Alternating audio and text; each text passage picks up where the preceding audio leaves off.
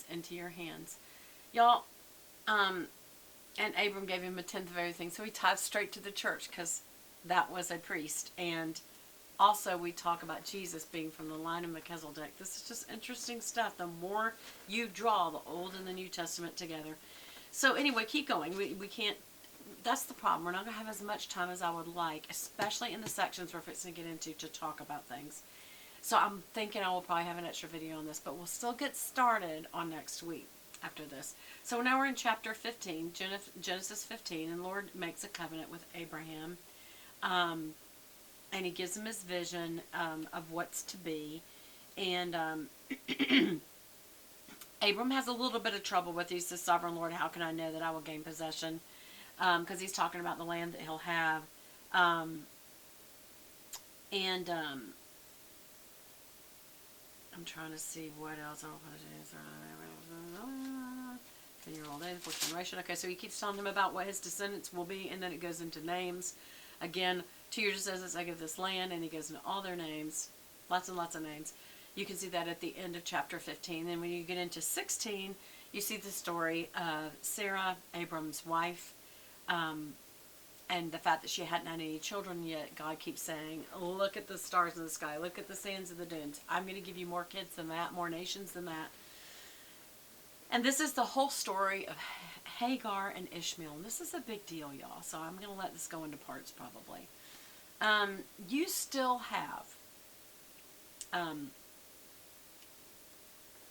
Israel and Ishmael trying to hold the same land, but the land that God gave to Israel, because of a lack of faith on Sarah and Abram's part to have sex with her slave maidservant, they called him, named Hagar, and that's where Ishmael came from. So Abram's wife was, they're thinking she's too old to have kids, so she decides to use her maidservant to tell her, you need to go sleep with my husband, and maybe we can build a family through her, but he's to be my husband. They did it that way back then, but human nature still takes over. Sarah shows sign of jealousy. Hagar feels very betrayed, so she's not too keen when she gets pregnant from laying with her husband. Hagar's not too happy about it, and so Sarah gets upset about that because she actually cares what Hagar thinks, which I'm reading this thinking, then why did you do that? And Sarah gets mad. What does she do? She blames Abram. This was Sarah's doings, but she blames Abram. She says, you're responsible for the wrong I'm suffering, because her mistress had started to despise her, which who could blame her? She says, you're causing this suffering. I put my slave in your arms, and now she knows she's pregnant, and she despises me. Well, what did you think, Sarah, was going to happen? My goodness. May the Lord judge between you and me. That doesn't sound like either one of them are caring too deeply for each other. She's sort of like, let him decide between us. It's like, I don't think I'd say that to my husband, but you never know. Abram turns around. He says, your slave is in your hands. I mean, this is terrible. Do with her whatever you think is best. So what does Sarah do? She mistreats Hagar. So bad that Hagar fled from her. And so Sarah not only took it upon herself what she was going to do, didn't believe God, encourages him to have sex with her immediate servant, which was actually considered a privilege and a place of trust. So once they did it and she got pregnant, Hagar got pregnant, she's despising her mistress now. And so Sarah's not happy about that. And then she says, God's going to have to judge between you and me. And he's like, this is, you did this. And so he says, you do what you think's best. So what does Sarah do? She mistreats Hagar, her, who, is supposed to be her first assistant kind of thing, still a slave. And so Hagar makes a run for it, running for her life, so she'll quit being mistreated, probably abused. And an angel of the Lord found Hagar near a spring in the desert, and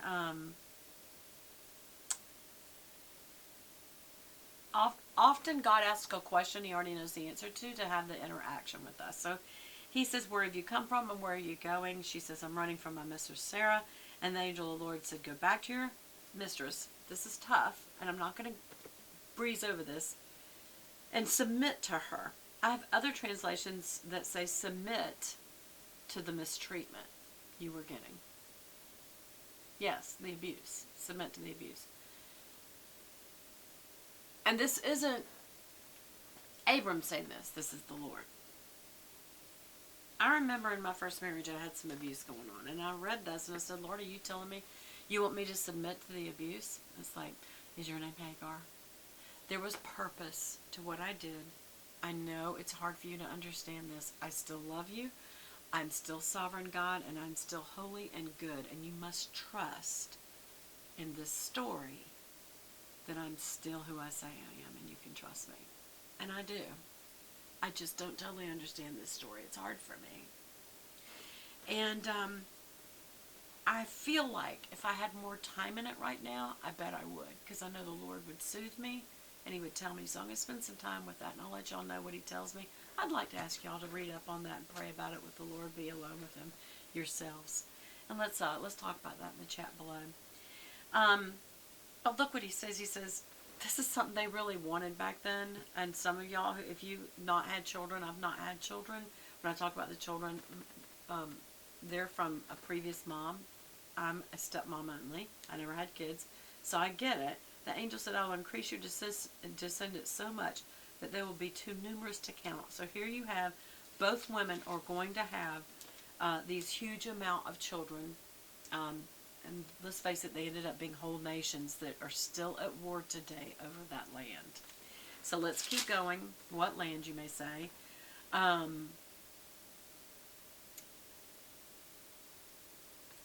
Not only that, Hagar is very soothed by the Lord. In other words, he says, I know what's happened to you. I'm asking you to still obey what I tell you to do. It is for the sake of history in a way that must happen to fulfill my plan. It is a sacrifice on your part. I'm asking you to do it. That's my wording there. You know what? He says, you're now pregnant. You will give birth to a son. You shall name him Ishmael. That is their nation now. For the Lord has heard of your misery. He will be a wild donkey of a man, and his hand will be against everyone, and everyone's hand will be against him, and he will live in hostility towards his brothers. And I look at the hostility in that nation, and I'm like, okay. She gave this name to the Lord who spoke to her. After he says he's going to give her this baby, and she's going to have a great nation. But it doesn't sound like it's going to be a good situation with this boy. You are the God who sees me, she said. I have now seen the one who sees me. That is why the well was called Ber Lahai Roi. It is still there between Kadesh and Bered. I immediately thought, I wonder if I could get a trip over there and find out, does that city still exist? Anyway, why, Beth, why? Okay. So Hagar bore Abram a son, and Abram gave his name Ishmael to the son she had born. Abram was 86 years old when Hagar bore him Ishmael.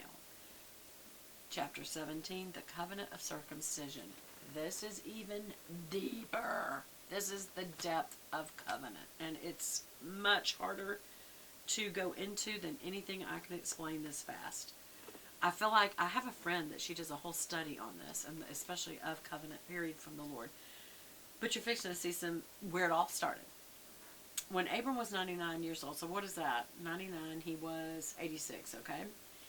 He appeared to him and said, I am God Almighty, walk before me faithfully, and be blameless. Then I will make my covenant between me and you, and will greatly increase your numbers. And Abram fell face down and said to him, as for me, this is my covenant with you. You will be the father of many nations. So this is what God says to him. No longer will you be called Abram, but I'm changing your name to Abraham. Why? Because Abraham means I am the father of many nations. I will make you very fruitful. I will make you nations. Kings will come from you. I will establish my covenant as an everlasting covenant between me and you and your descendants after you for generations to come, to be your God and the God of your descendants after you. The whole land of Canaan, where you now reside as a foreigner, I will give as an everlasting possession to you and your descendants after you, and I will be their God. Y'all, that's the same land. So when people say, well, shouldn't they give up part of it? It's their land. They shouldn't have to. And for sake of peacefulness, they have given up land only to be shot at closer by the enemy. over there. So, and I know you're thinking, Beth, you're sounding political. No, I'm sounding biblical. That was the land given the Jews per God. So that's who I'm siding with, especially since he said, anyone that's with them is with me. Anyone who is their ally is my ally. And anybody who is against them is against me. I'm never going to be against the nation of Israel.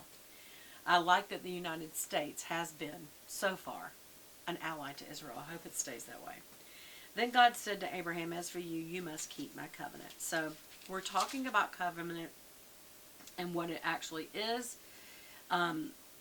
This is my covenant between you and your descendants. It goes on, every male among you shall be circumcised.